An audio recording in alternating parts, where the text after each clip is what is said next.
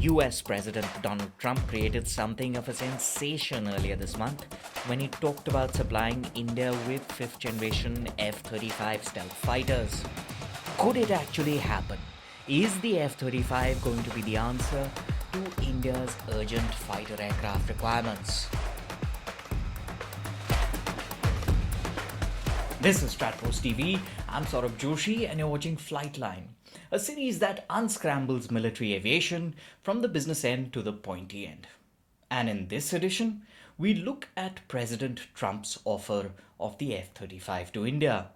It's evoked a lot of energized discussion over the merits of India acquiring the aircraft. But we might be jumping to conclusions and getting a little ahead of ourselves. Here's what he said.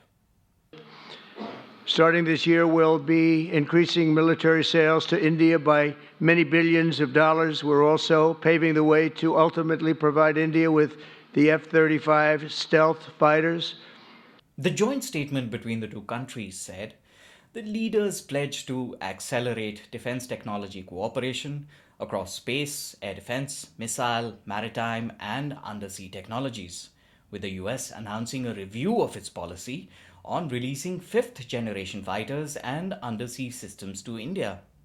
In 2018, the commander of the US Pacific Command, Admiral Harry Harris Jr., told the US House Armed Services Committee, at the moment, India is considering a number of US systems for purchase, all of which US Pacific Command fully supports.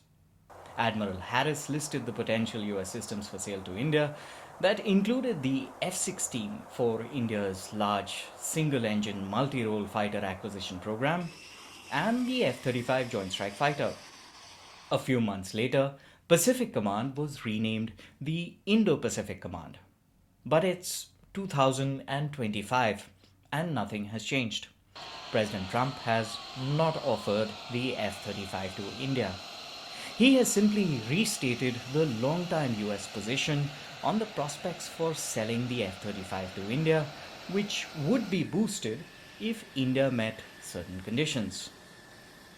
For the US, paving the way has always meant that any discussion of an F-35 sale to India could only follow the prior sale of other older fighter aircraft models to India. When he said paving the way for the sale of F-35 aircraft to India, he was pushing fighters like the F-16 to the Indian Air Force. The idea of the sale of the F-35 to India also raises a second issue. Turkey, a member of NATO, was once a customer for the fifth generation fighter. It was kicked out of the F-35 program after it insisted on inducting the Russian S-400 air defense system. The operation of the S-400 system is considered a security threat to the stealth features of the F-35, data on which could be captured by the S-400 systems and leaked back to Russia. India ordered 5 S-400 systems in 2018, of which 3 units have been delivered and deployed. The Russian Sukhoi 57 was once the basis of a project in which India had participated for a time, called the fifth generation fighter aircraft program.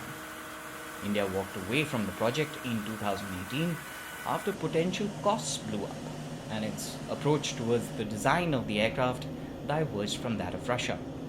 So as India withdrew from the FJFA project with Russia in 2018, it also ordered the S-400 air defense system from Russia, making it difficult to be offered the F-35 by the United States.